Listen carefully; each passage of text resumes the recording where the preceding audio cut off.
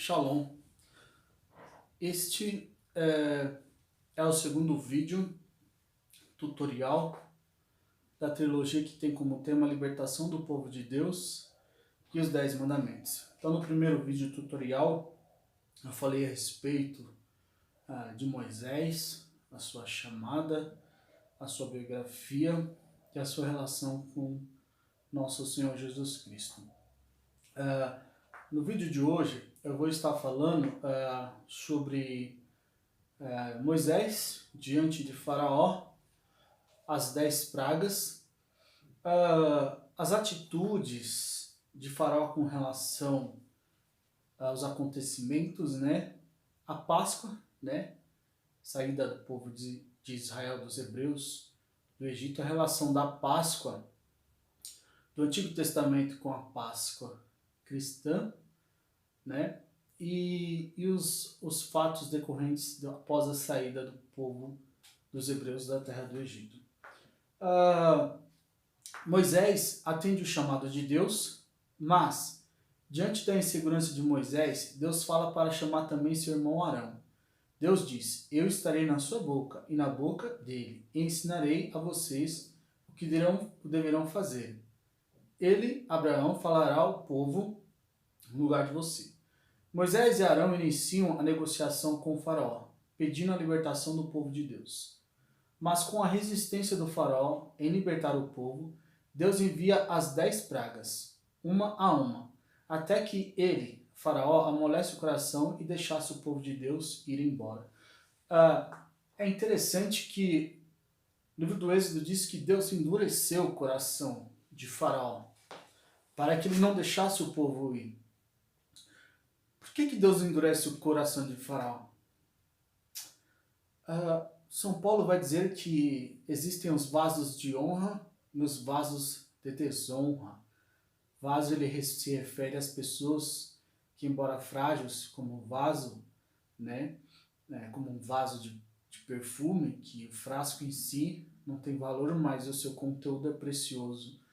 O apóstolo Paulo fala que vasos são as pessoas, servos de Deus, que embora são frágeis, fracos, como vaso, guardam um tesouro que é a palavra de Deus. E que existem os vasos de honra, como o próprio apóstolo São Paulo, que guardou o tesouro da palavra, mas ele mesmo reconhece sua fraqueza, né? Os vasos de honra, mas também os vasos de desonra, assim como Judas Iscariote, que foi um vaso de desonra que traiu nosso Senhor Jesus Cristo. Faraó é um vaso de desonra. Deus vai endurecer o coração de Faraó com o objetivo mediante a resistência de Faraó, Deus enviar as 10 pragas, manifestar o seu poder, o seu braço todo-poderoso, El Shaddai, provar que ele é o único Deus todo-poderoso ao povo de Israel, provar a sua fidelidade, os seus grandes feitos, suas maravilhas, sinais e prodígios diante do povo de Israel, mas também tinha uma finalidade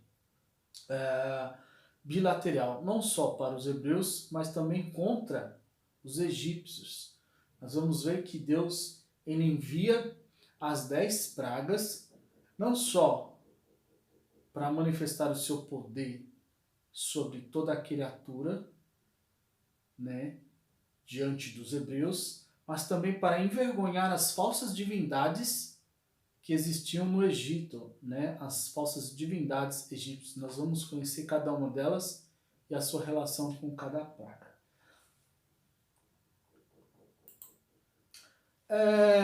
Quando Moisés e Arão vão até Faraó, dizendo que o Eterno enviou a Faraó, dizendo a Faraó que libertasse o povo hebreu, para que o povo hebreu oferecesse sacrifícios, um culto, uma oferta, uma oblação a Deus, Faraó ele tenta persuadir Moisés, Arão, a não fazer exatamente como Deus determinou. Ele começa a fazer algumas propostas para Moisés e para Arão, diferente daquilo que Deus havia determinado ao povo. Vamos conhecer agora quais são essas propostas, Qual é a real intenção que ele tinha por trás dessas propostas? O perigo que o povo hebreu poderia correr se Moisés tivesse aceitado as propostas de Faraó. E nos dias de hoje, né, como o inimigo do povo de Deus tem feito essas propostas, né, ao povo de Deus, e isso vai nos servir como uma lição moral para que a gente não caia, né, nas propostas ardilosas, né, do mundo e do inimigo. Então vamos conhecer essas propostas. Êxodo 8:25. Sacrificai ao vosso Deus nessa terra. Então, Moisés diz, né, para Faraó, Deus quer que a gente deixe a terra do Egito, ande a caminho de 3 dias para sacrificar a Deus, para prestar um culto ao nosso Deus. Aí Faraó falou, não, precisa vocês caminharem 3 dias. Sacrifique aqui mesmo, né, no Egito. Olha só essa proposta de Faraó. Faraó queria que o povo hebreu oferecesse os sacrifícios a Deus em meio à idolatria aos falsos deuses do Egito, né? Se o povo hebreu, descendente de Abraão, que Deus já havia tirado de Ur dos Caldeus, uma cidade idólatra, Deus havia prometido a Abraão uma terra santa para separá-los, para fazer um povo santo. Olha só o inimigo querendo fazer o povo continuar no meio da idolatria das falsas divindades, né? Então esse é um dos perigos dessa proposta, né, de Faraó a Moisés. O Êxodo 8:28. Somente não ireis longe. Aí Moisés bate o pé e fala, não, Deus falou para a gente caminhar caminho de 3 dias e ir lá prestar o culto. Aí Faraó disse para ele, não, vocês vão então, mas não vai muito longe, fica aqui perto. Ou seja, isso resultaria em o povo hebreu sair do Egito, mas o Egito não sair do povo hebreu, né? É aquilo da pessoa tá na igreja, né? Ela sai do mundo, mas o mundo não sai de dentro dela, né? Essa foi mais uma das propostas de Faraó. Êxodo 10:7. Rogo-vos, os homens serviam ao Eterno. Então, Faraó ele vem com uma outra proposta. Ele fala assim, não, tudo bem. Vocês vão a caminho de 3 dias, mas só vai os homens. Deixa aqui as mulheres e as crianças. Olha a proposta de Faraó. Se fosse só os homens e deixasse para trás as crianças e as mulheres, ou seja, as famílias seriam desestruturadas, separadas. Elas iam perder a sua identidade. Elas iam sofrer uma miscigenação, uma mistura com os povos egípcios. Mais tarde isso vai acontecer com 10 das 12 tribos de Israel, né, que vai se tornar o povo samaritano. Mas aqui, Faraó queria desestruturar o povo, né, separar as famílias. Crianças crescendo longe de seus pais, né, que são os provedores, os patriarcas da casa, mulheres separadas de seus esposos e a probabilidade delas se relacionarem com os homens egípcios e daí perder a sua identidade seria muito grande, né? Famílias sem o governo dos pais, sem provisão, sem proteção e sem direção. Maridos sem as esposas, homens viajando no deserto e as crianças sem os pais. O diabo quer a ruína do casamento. Miscigenação devastadora. Os jovens de Israel sozinhos no deserto, a caminho de Canaã, se casariam com as moças pagãs idólatras do Egito. Então veja só as propostas de Faraó. Êxodo 10:24. Somente vossos rebanhos e vossos gados deixai. Aí ele vem com uma última proposta. Então vai os homens, vai as mulheres, vai as crianças, mas deixa aqui o rebanho, né? Os gados e as ovelhas. Mas veja bem, se o povo quer sair do Egito para sacrificar a Deus, oferecer um culto a Deus, né? Como que o povo vai cumprir esse feito sem os animais? Se os animais, né, principalmente o gado e as ovelhas, que são os animais kasher, kasher quer dizer adequado, são os animais puros que eram usados pelos hebreus para oferecer os sacrifícios a Deus. Né? Então ele queria de qualquer forma atrapalhar, né, o objetivo dos hebreus de oferecer o sacrifício a Deus.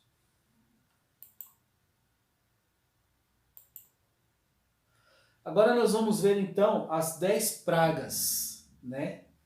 O faraó relutou, tentou, mas Deus já havia mesmo endurecido o coração dele, e Deus agora envia as 10 pragas. Tá? Então eu vou falar qual é a praga, o que ela afetou e qual a sua relação com a falsa divindade, tá? Então, a primeira praga, as águas do Nilo, o rio Nilo, viram sangue. Então, no Egito, o rio Nilo, ele era considerado uma divindade, um deus. É o deus Nilo Hapi, né? Então, quando Deus faz com que as águas do Nilo, que eram até cultuadas e adoradas pelos egípcios, quando elas se tornam em sangue, começa a sair um odor horrível, mais tarde vai sair um monte de rãs também, Deus mostra que o rio não é um Deus, que o rio Nilo é uma criatura feita pelas mãos do único Deus verdadeiro, Criador do céu e da terra. As rãs. Então, a rã, ela era tida como um símbolo da fertilidade e um conceito da ressurreição. E ela era considerada sagrada, né? A deusa Ran Requete. Então tinha lá a deusa Requete, né? Que era a deusa Ran. Então quando Deus faz que as rãs começam a sair do Nilo, invade o Egito e vira uma peste, ele mostra que a rã também não é um deus, não é uma divindade, é uma criatura. E Deus está envergonhando então, né, as falsas divindades do Egito e mostrando que aquelas criaturas não são deuses, não são divindades, são criaturas de um único Deus. O pó da terra se transforma em mosquitos e piolhos, né? Então tinha lá o deus Tote, né? Esse deus Tote,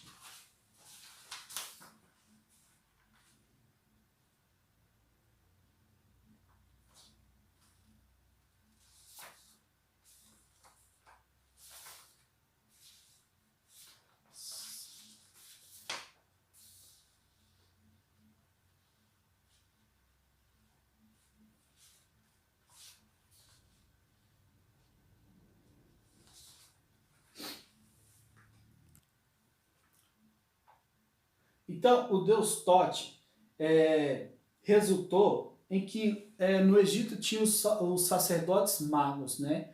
Então tinha os sacerdotes que ofereciam cultos, sacrifício a essas falsas divindades. Esses sacerdotes eles eram também meio magos.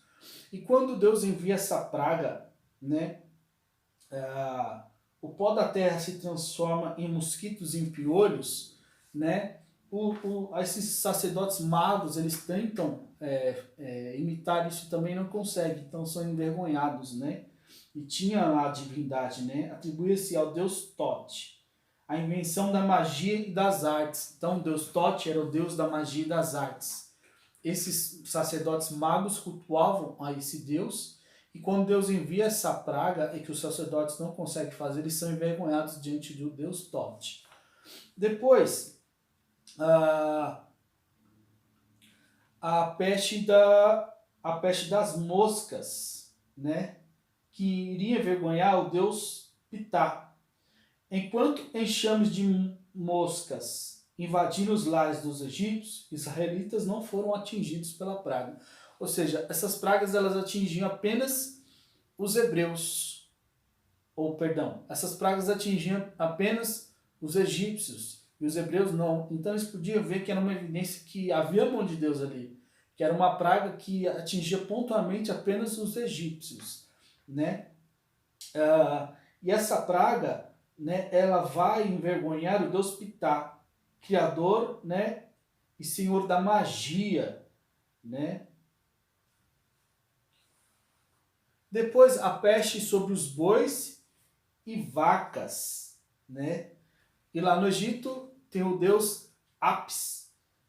A praga seguinte, a pestilência no gado, humilhou deidades tais como Serafis, Apis, o deus sagrado Mênfis do gado, e a deusa vaca Ator, a deusa Cel, Nut, imaginada como uma vaca, com as estrelas afixadas na sua barriga. Então, essa praga, né, dos bois e das vacas vão envergonhar 3 divindades, né? Apis, Ator e Nut. Né? Então, eles imaginavam que o céu era uma divindade e as estrelas, né, afixadas na sua barriga. Era como se fosse o céu, como se fosse uma vaca e as estrelas afixadas na sua barriga. Então, eles consideravam como um deus Nut. Depois, a ferida sobre os egípcios. Uma humilhação para o deus Tifo, então, que é a deusa Ísis, que protegia os egípcios contra qualquer ferida que fosse causada, qualquer que fosse. E Ísis, a deusa da medicina. Então, tinha o deus Tifo, que proporcionava integridade física aos egípcios, eles acreditavam, né, que Deus Tifo dava saúde aos egípcios, e tinha a deusa Ísis, que era a deusa da medicina. Quando Deus envia essa praga das feridas sobre os egípcios, envergonha essas duas divindades, né? Depois a praga da tempestade. A forte saraiva envergonhou os deuses considerados como tendo controle sobre os elementos naturais. Então, eles acreditavam que esses deuses tinham controle sobre o fogo, o vento, a água, a terra. Então, quando havia alguma tempestade, né, eles clamavam uma divindade para controlar essa tempestade e trazer a abundância. Então, a tempestade envergonhou o deus Osíris, né? Depois, a praga dos gafanhotos. Os egípcios tinham, além de Serafis, o deus Min, que juntos protegiam a vegetação e a colheita de suas terras. Então, o deus Min, né, era o deus da colheita, da agricultura. Né? Então, eles cultuavam esse deus para proteger a sua colheita. Quando Deus envia os gafanhotos que saem devastando, né, toda a agricultura do Egito, essa praga envergonhou esse deus Min. A penúltima praga, a praga das trevas. Então, lá no Egito, né, tem a divindade do deus Ra, o deus Sol. Então, o Sol era considerado uma divindade, né, e eles cultuavam ao deus Ra, né, para que fizesse nascer, né, o Sol todas as manhãs. Quando Deus envia as trevas que cobrem o Sol, Deus envergonha o deus Ra. Por último, a morte dos primogênitos. Essa a mais importante. Deus determina, na última praga, enviar o anjo da morte. Né? É nessa ocasião que Deus vai também instituir a festa da Páscoa, vai dar as orientações para Moisés como celebrar a Páscoa. E Deus diz assim, Moisés, vão enviar a 10ª praga. O anjo da morte vai passar essa noite sobre toda a terra do Egito. Né? E o anjo da morte vai ferir o filho mais velho, macho, tá? De todos os egípcios, tanto dos homens como dos animais, né? Inclusive o filho primogênito de Faraó. E aqui um detalhe importante. Qual a divindade que Deus está querendo envergonhar aqui? O próprio Faraó. Faraó não é um nome, é um título, e Faraó era considerado uma divindade, um deus. Quando Deus envia essa última praga, que o anjo extermina todos os filhos né, mais velho dos egípcios, inclusive o filho de Faraó. Quando o anjo mata esse filho do Faraó, Deus prova para o próprio Faraó e para os hebreus que Faraó não é um Deus, que Faraó é um homem falho, fraco, né, mortal, que Faraó não é um Deus, né? O filho de Faraó, ele seria o herdeiro do trono de Faraó. Então, quando esse Faraó Ramsés morresse, o seu filho herdaria o seu trono, né? E se tornaria o próximo Faraó. E esse filho mais velho então de Faraó, herdeiro do trono, já era considerado uma divindade, um pequeno Deus. Quando Deus manda o anjo matar esse filho de Faraó, Deus está mostrando que Faraó não é Deus, que Faraó não é uma divindade. E nessa ocasião é que Deus vai instituir a Páscoa. Então Deus fala para Moisés: Moisés, essa noite o anjo da morte vai passar e vai ferir os filhos mais velhos de todos os egípcios, dos homens até os animais. Essa noite eu vou tocar na ferida de Faraó e dessa vez ele vai deixar vocês partirem. Por isso, esse dia ele vai ficar marcado na história de Israel. Ele vai ficar marcado na história do povo hebreu. Esse dia vai ficar marcado como o dia em que Deus libertou o povo da escravidão do Egito. Por isso, vocês vão celebrar esse dia como uma festa. Páscoa, em hebraico, Pessa, né? E aí agora nós vamos fazer o desdobramento para entender qual é a origem dessa festa, qual é o significado dessa festa, como os hebreus celebraram essa festa, qual a validade dessa festa nos dias de hoje, qual é a relação dessa festa com Jesus Cristo e a Páscoa cristã. Ok? Então vamos lá. Deus diz assim a Moisés: vocês vão pegar, né, um cordeiro. Cordeiro é um filhote de ovelha, tá? Um cordeiro sem mancha, branquinho, branquinho, branquinho, macho, de 1 ano, né? E vão sacrificar, vão matar esse cordeiro, tá? E vão separar o sangue desse cordeiro e a carne, tá? O sangue vocês vão passar nos batentes da porta, nos umbrais da porta, mezuzá, em hebraico, tá? E esse sangue vai servir de sinal.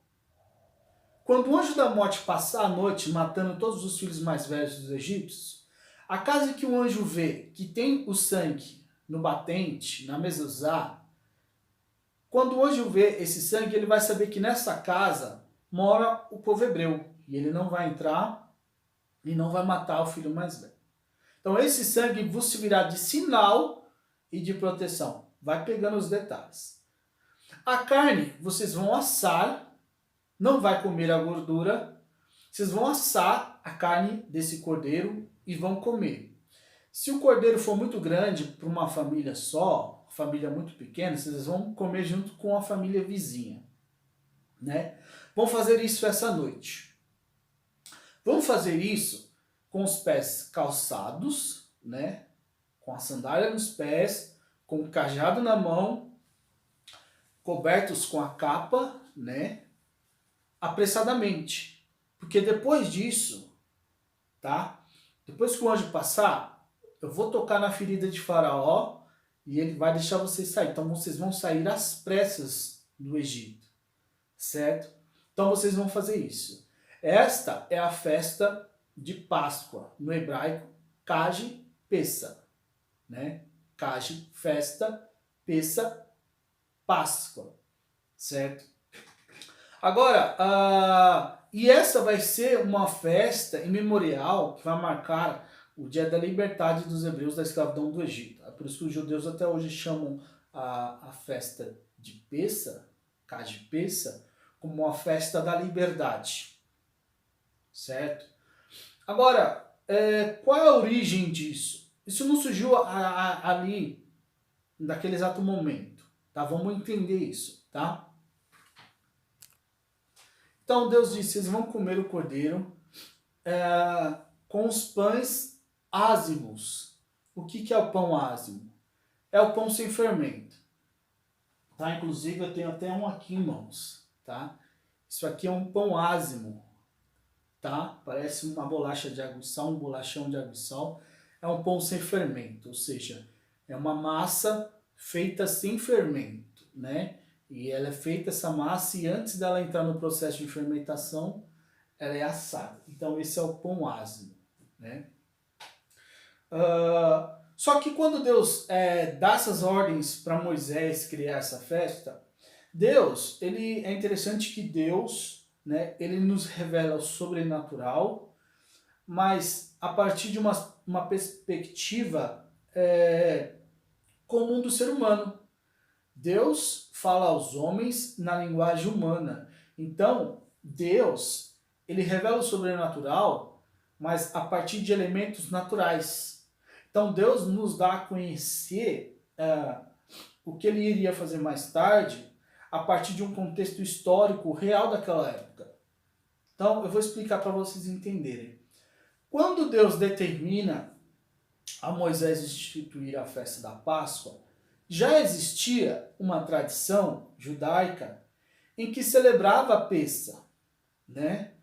Pessa quer dizer também passagem, ou seja, a passagem de uma estação para outra.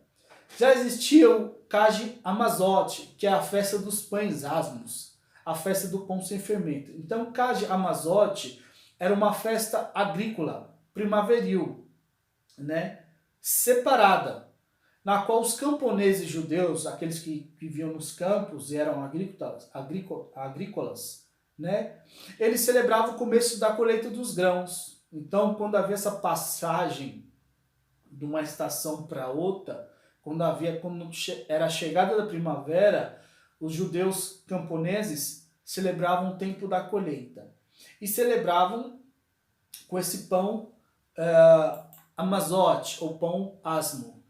Antes de cortar os grãos, eles separavam toda a massa azedada, né, a massa fermentada, e era usada, em vez dessa massa fermentada, em vez da levedura, o pão, né, para levedar o pão. Né? Então, em vez de eles separavam essa massa fermentada, tá, e usavam um outro tipo de massa sem fermento.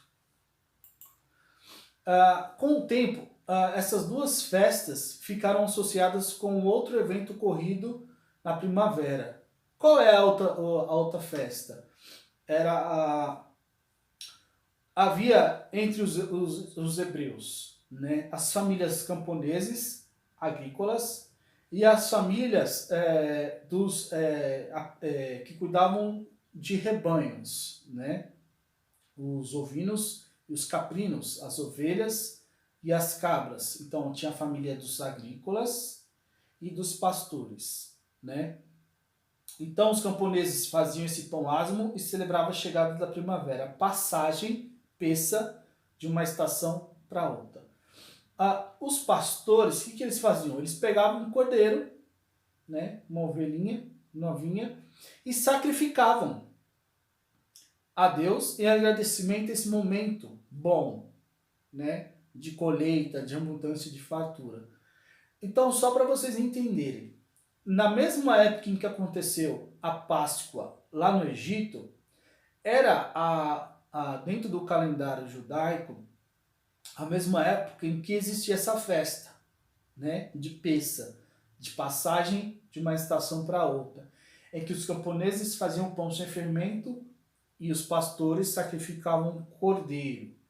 Então Deus une o útil ao agradável e determina que pega esses elementos da cultura hebraica, já do momento e da época, para celebrar essa Páscoa que vai marcar a libertação do povo de Israel. Que é Kage Pessa, né, a festa de Pessa, a festa do Cordeiro Pascal. Então, Cade Pessa é a festa mais antiga das duas. Nos tempos em que a maioria dos judeus ainda eram formados por pastores nômades, né, no deserto, as famílias judaicas comemoravam a chegada da primavera oferecendo um sacrifício de animal. Então, os camponeses, né, celebravam com o pão sem fermento a chegada da colheita. E esses pastores nômades sacrificavam um cordeiro, né, em ação de graças a esse tempo favorável, né? Neste ponto da Bíblia, Moisés pede ao faraó que deixe os filhos de Israel irem até o deserto para observar a sua festa em homenagem. Então isso está lá em Hebreus, aliás, em Êxodo capítulo 5, na parte 1. Né? Diz que o Moisés ele chega para faraó e fala assim, deixe que a gente vá a caminho de 3 dias no deserto para ali sacrificarmos a Deus, ou seja, celebrar essa festa de Cade Pessa, né? A chegada da primavera, né?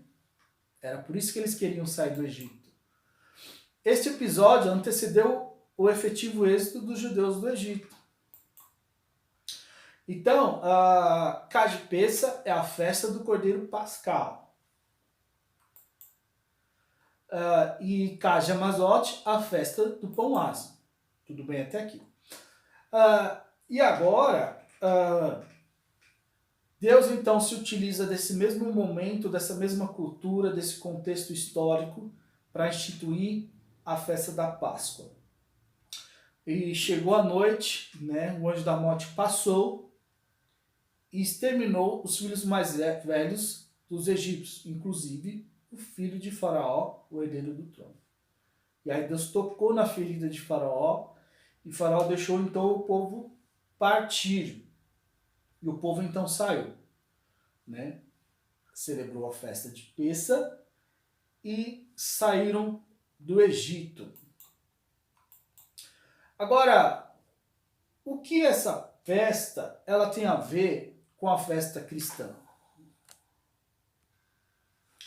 Então, o livro do Êxodo, capítulo 12, versículo 17, diz assim: conservareis a memória daquele dia, celebrando-o como uma festa em honra do Eterno, de geração em geração, como uma instituição perpétua, ou seja, algo que deve durar eternamente, para sempre, porque foi naquele dia em que vos tirei do Egito.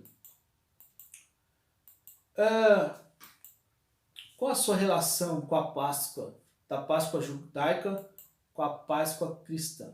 Então, Pessa é a festa judaica da Páscoa. Celebra-se a lembrança da libertação dos israelitas da escravidão do Egito, que ocorreu no dia 14 do mês hebraico Nissan. Então, o calendário judaico ele é diferente do calendário civil nosso, de 365 dias, que é o calendário gregoriano, que é com base no ciclo solar. O calendário judaico é o calendário que tem como base o ciclo da Lua, é o calendário lunar, tá? Então, o mês de Nissan, ele fica sempre entre março e abril. Por isso que em alguns, em um ano a Páscoa é em março, em outro ano a Páscoa é em abril. Como esse ano nós estamos celebrando, vai ser celebrado agora em abril, ano passado foi março, né? Este ano abril, ano que vem, março de novo. Então, porque varia de acordo com a lua cheia, né? Com o ciclo da lua, né? Então, a primeira Páscoa, em 14 de Nissan, aproximadamente 1280 antes da era cristã, né? Antes de Cristo. Desde então, Pessa foi para o israelita o aniversário da libertação do jugo da escravidão, a qual devia guiá-lo à libertação do espírito, a fé, a virtude, para uma vida nobre e segura. Então, a partir daquele dia que eles foram libertos daquela escravidão, daquele trabalho desumano, daquela terra idólatra, Deus iria os levar à terra prometida para se tornar, enfim, um povo livre e ter, né, a paz, a liberdade e um povo separado para oferecer o culto a Deus. Pessa prolonga-se por 8 dias. Então, detalhe, a festa da Páscoa, tanto para os judeus como para nós cristãos, é celebrada em 8 dias, sendo os seus primeiros e os últimos considerados em Yamim Tov, né, ou Yom Tov, um dia bom, um dia sagrado, ou seja, dias festivos. Como, por exemplo, hoje, né? Esses 8 dias que nós cristãos celebramos a Páscoa, nós chamamos de Semana Santa, ou Semana Magna, Semana Maior. E o primeiro dia já é festivo. Qual é o primeiro dia? Domingo de Ramos, né? Rishon Ramos, né? Tá aqui a minha folha de Ramos, depois eu vou explicar por que nós celebramos o Domingo de Ramos. Então vamos entender agora a Páscoa judaica e a Páscoa cristã. Mas por que na última ceia Jesus Cristo instituiu a Santíssima Eucaristia? Então, Jesus, filho de Abraão, filho de Davi, que era judeu, portanto Jesus judeu, cumpridor da lei de Deus, ele vai, né, celebrar a Páscoa. Na última ceia, quando Jesus instituiu na Eucaristia, né, na última ceia, o que Jesus estava fazendo? Não era uma refeição comum, era justamente a refeição da Páscoa. O Evangelho de Lucas, capítulo 22, vai dizer o quê? Chegou o dia, né, em se comer os pães asmos, né, tá aqui, e de se imolar o cordeiro pascal. Jesus assentou-se à mesa e com ele os seus discípulos, né? Então Jesus, ele cumpriu a Páscoa. Na última ceia, o que Jesus estava fazendo? Celebrando a ceia de Páscoa. Essa ceia, né, no hebraico, ela se chama Seder, né? Então Jesus estava fazendo o Seder de Pessa, né, com os pães asmos, né, e o cordeiro pascal, né? Então, por que Jesus nessa última ceia institui a Eucaristia? Vamos entender. Deus disse que a Páscoa seria celebrada eternamente, então para sempre, né?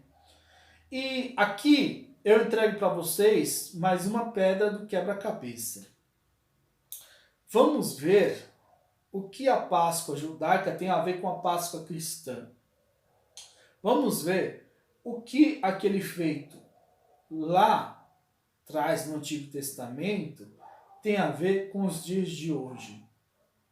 A festa da Páscoa, como Deus disse, iria marcar o dia em que Deus libertou os hebreus da escravidão do Egito, né? E a forma de celebrar essa Páscoa seria com pães sem fermentos e o cordeiro pascal. O sangue do animal deveria ser passado na porta como um sinal e proteção do povo de Deus, né? E como eu disse, todo o Antigo Testamento é uma preparação para o Novo Testamento. Santo Agostinho vai dizer que o Novo Testamento estava escondidinho no Antigo Testamento, tá? Que o Antigo Testamento ele foi esclarecido à luz do Novo, tá?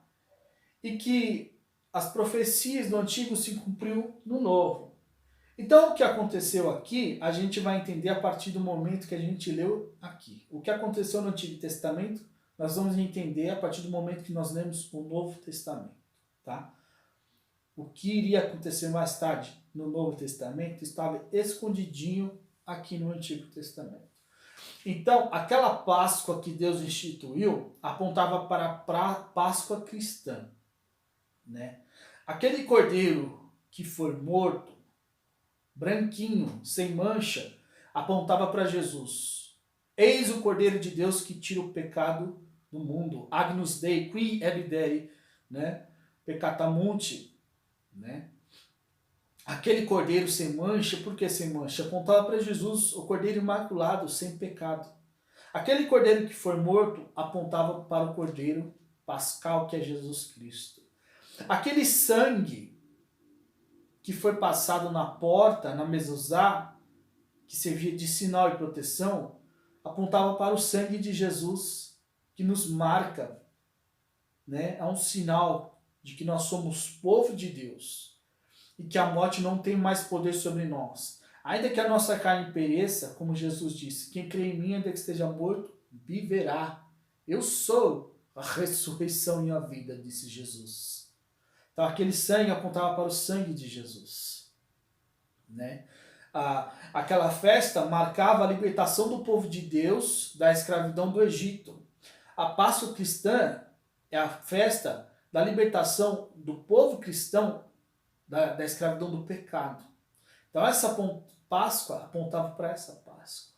Essa Páscoa aqui que Moisés celebrou era apenas sombra e figura da verdadeira, derradeira, perfeita e definitiva Páscoa cristã de Jesus. Por isso que na última noite, Jesus sentado à mesa com os seus discípulos, ele toma o pão, né? E diz assim: tomai todos e comei, este é meu corpo que é dado por vós. Ele tomou o cálice com vinho e disse: tomai todos e bebei, este é o cálice da nova e eterna aliança, no meu sangue que é derramado por vós, para a remissão dos pecados. Por que Jesus fez isso? Deus não disse que a Páscoa seria celebrada eternamente? E que a Páscoa apontava para a Páscoa de Jesus? Apontava para o verdadeiro sacrifício de Jesus na cruz do Calvário? Pois bem, aquele cordeiro que foi morto apontava para a paixão de Cristo. Só que não seria mais necessário que Cristo morresse todas as vezes na cruz do Calvário. Mas esse sacrifício deveria ser celebrado eternamente. Então, para que aquela Páscoa de Cristo fosse celebrada eternamente, para que nós possamos celebrar a Páscoa de Cristo eternamente, Jesus, na última ceia, cumprindo a Páscoa definitiva, derradeira, ele transforma o pão em seu corpo e o vinho em seu sangue, para que, agora sim, tendo seu corpo e seu sangue, podemos oferecer a Deus eternamente, celebrar a Páscoa. Um detalhe muito interessante é que no calendário judaico, o dia ele começa a partir das 6:30 da tarde. Assim, quando o pôr do sol toca na copa das aves, né, no início do crepúsculo, né, por volta de 6:30 da tarde, se inicia o dia judaico, né? Isso porque quando Deus criou os céus e a terra, está descrito lá, né? E disse Deus: haja luz, e houve luz. E foi a tarde, depois da manhã, primeiro dia. Então, com base nessa revelação, né, tarde, manhã, primeiro dia, os judeus entendem que o dia começa, né, à tarde, às 6:30 da tarde. Então, na última ceia, quando Jesus celebrou a Páscoa, antes de morrer na cruz, era uma quinta-feira, por isso que nós celebramos a última ceia na quinta-feira santa. Mas quando Jesus celebrou a última ceia, o Evangelho de Mateus diz que já era o cair da tarde. Então já não era mais quinta-feira. Que dia que era? Sexta-feira. Que sexta-feira? Sexta-feira santa. Shishi Kadosh, né? Yom Shishi Kadosh. Dia sexta-feira santa. Então quando Jesus celebrou a última ceia, quando ele instituiu a Eucaristia, já era sexta-feira, sexta-feira santa. E o que Jesus realizou mais na sexta-feira santa? A sua paixão, paixão de Cristo. Ou seja, no início da sexta-feira, às 7 horas da noite, Jesus institui a Eucaristia. Ele transforma o pão em seu corpo e o vinho em seu sangue, né? Ele institui a Eucaristia, memorial da sua paixão, morte e ressurreição. E às 3 horas da tarde da mesma sexta-feira santa, Jesus se entrega na cruz e oferece o sacrifício do Cordeiro Pascal a Deus. Ou seja, no mesmo dia em que Jesus cria a Eucaristia, é o mesmo dia em que ele se entrega na cruz a Deus. Por quê? Eucaristia e paixão de Cristo é a mesma coisa. É a mesma coisa. E digo mais, o historiador Joséfo, um historiador lá pelos primeiros séculos, ele diz que naquele 14 de Nissan, quando Jesus se entregou na cruz do Calvário às 3 horas da tarde, era exatamente o momento em que devia matar o cordeiro da Páscoa, da festa. Lembra o cordeiro que eles tinham que matar? Então, no exato momento que Jesus está se entregando a Deus, está se sacrificando a Deus lá no alto do Calvário, no alto, né, do Monte Moriá, onde agora está o Templo de Salomão, os sacerdotes, os sumos sacerdotes no templo de Jesus, estão matando o cordeiro, o animal, a ovelha, dentro do Templo de Salomão.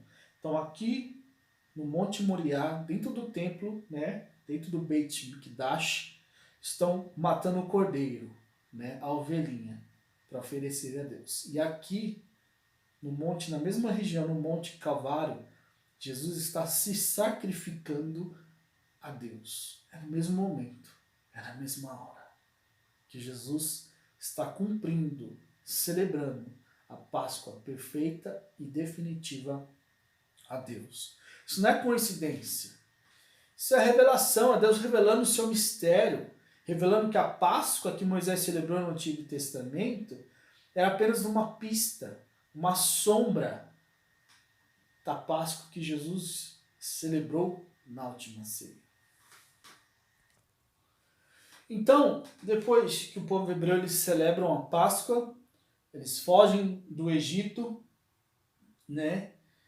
E aí depois disso, né, Faraó, ele não gosta, ele fica bravo primeiro porque ele perdeu seu filho, porque o Egito foi devastado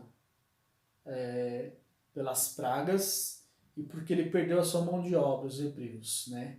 Então ele determina que o exército dos egípcios vão, né, no encalço do povo hebreu, vão atrás do povo hebreu. E o povo hebreu está fugindo do Egito, e daqui a pouco o povo hebreu se vê perseguido pelo exército de Faraó. E eles olham e se veem encurralados. Atrás vem o exército de Faraó, com cavalos e cavaleiros, né? À frente deles, eles veem o Mar Vermelho. E eles falam, e agora? Eles começam a pressionar Moisés. Você tirou a gente do Egito para morrer aqui pelo exército egípcio? Era melhor ter ficado lá, né, no Egito. Pelo menos agora a gente está vivo, a gente vai morrer. Porque se a gente não morrer na mão do exército, a gente vai morrer afogado nesse rio, nesse Mar Vermelho. Aí Moisés, intercessor, clama a Deus. Aí Deus diz assim, por que clamas a mim? Diga ao povo que marche. O que tem na tua mão? Cajado. Toca. Toca nas águas. Aí Moisés toca nas águas do Mar Vermelho. E o Mar Vermelho, através de um sopro do Ruá de Deus, se abre de um lado a outro, formando paredes enormes de água. E o povo passa pelo Mar Vermelho em pé enxuto. E o povo começa a atravessar o Mar Vermelho pisando na terra. E tanto à esquerda e à direita, paredes de água. E os egípcios vindo atrás e perseguindo, o povo indo, até que o povo hebreu atravessa o Mar Vermelho. Aí Deus diz assim, toca de novo Moisés. Moisés tocou as águas, voltaram. E fizeram naufragar cavalo e cavaleiro. E Deus deu vitória aos hebreus. Miriam, né, que é uma prefiguração de Nossa Senhora, ela vai entoar um cântico de louvor a Deus muito lindo, né, glorificando a Deus por esse feito, por essa libertação, por esse grande livramento. Né? E eles seguem rumo à Terra Prometida. Né? E seguem rumo à Terra Prometida. E em certo momento, Deus manda que eles parem, né? Mais ou menos 40 dias, 50 dias, 7 semanas depois da saída do Egito, Deus ordena ao povo hebreu que parem. E diante do monte Sinate, Deus manda Moisés subir no cume do monte, no ponto mais alto do monte. E o povo aguarda lá embaixo. Moisés sobe e lá no monte Sinai, Deus entrega a Moisés 2 tábuas com os 10 mandamentos. Deus diz: Moisés, hoje eu faço aliança contigo e com o povo hebreu. Eu sou o Todo-Poderoso El Shaddai, que com mão forte libertei vocês da escravidão do Egito. E tirei vocês da escravidão do Egito e separei vocês para ser de meu povo e eu ser o seu Deus. Eu faço aliança com vocês. Obedeçam os meus mandamentos e eu serei o seu povo. E eu estarei no meio de vocês. E vocês serão o meu povo e adorarão somente a mim. E eu os abençoarei. E Deus entrega os 10 mandamentos e entrega também e faz toda a revelação da Torá, os 600 e mandamentos, 613 mitzvot é o plural de mitzvah, mandamento no hebraico. 613 mitzvot, os 613 mandamentos da lei de Moisés, a lei mosaica, que está escrita, né, nos livros de Levíticos, Números, Deuteronômio, né, e por aí vai. Agora, para fechar essa aula, eu queria aqui compartilhar com vocês algo muito interessante. 40 dias depois que os hebreus celebram a Páscoa, a liberdade da escravidão do Egito, 50 dias depois, 7 semanas depois de celebrar a Páscoa, Deus faz aliança com o povo no Monte Sinai. Deus entrega os 10 mandamentos, né? Deus entrega a palavra, entrega o livro, entrega a Torá, né? No Egito, em Páscoa, eles celebram Pessa, né? A festa da liberdade. 50 dias depois, 7 semanas depois, eles vão celebrar, né, na ocasião da entrega dos 10 mandamentos, Shavuot. Shavuot é o plural de Shavua, semana. Então, Shavua, semana, Shavuot, semanas. Por quê? Esse é o nome que eles vão dar à festa que após 7 semanas, Shavuot, 7 semanas após celebrar a Páscoa, o povo judeu recebe os 10 mandamentos, né? Então, em Pessa, eles celebram a festa da liberdade. Em Shavuot, o recebimento da Torá, dos 10 mandamentos, da lei de Deus. Então, em Pessa, a liberdade, Shavuot, a festa da entrega da Torá, a revelação da Torá, né? Até aí tudo bem. Nós, cristãos, na Páscoa, nós celebramos, né, a paixão de Cristo, a libertação do povo de Deus da escravidão do pecado, né, em Páscoa. 50 dias depois da festa de Páscoa, né, nós iremos celebrar Pentecostes, que é a vinda do Espírito Santo. Ok? Qual é a relação de Pessa, Shavuot com Páscoa e Pentecostes? Toda. Pentecostes, essa palavra Pentecostes, ela vem do grego né? E quer dizer 50 dias, né? Inclusive, na nossa Bíblia, não vai estar como Shavuot, vai estar como uma festa de Pentecostes, né? Mas os judeus não dizem Pentecostes, eles dizem Shavuot, né? Então, Pentecostes, essa palavra Pentecostes quer dizer 50 dias. Então, os hebreus, 50 dias depois de celebrar Pessa, celebram Shavuot. Nós cristãos, 50 dias depois de celebrar Páscoa, celebramos Pentecoste. Pentecoste quer dizer 50 também. É a mesma coisa. É o mesmo período. É o mesmo tempo. Os judeus aqui celebram o recebimento dos 10 mandamentos, a palavra de Deus. E nós, cristãos, o que nós celebramos em Pentecostes? O recebimento